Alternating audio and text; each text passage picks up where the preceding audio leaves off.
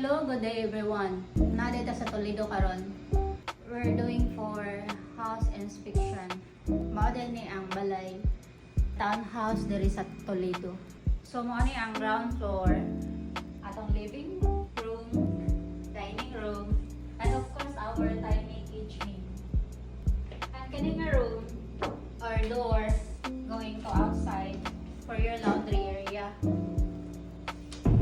And this our toilet and shower.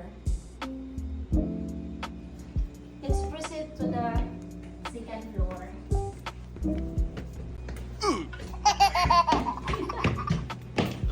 So kini siya, idea lang ni nga kung sound. Pwede sa nimi nga naon. So duguling mo ang model. Imong workplace or study room. Let's proceed to the bedroom. Mani mo master. Of course, yung butangan dere og sa amin or mirror para mo widen siya. At double size bed. Let's proceed to the second bedroom.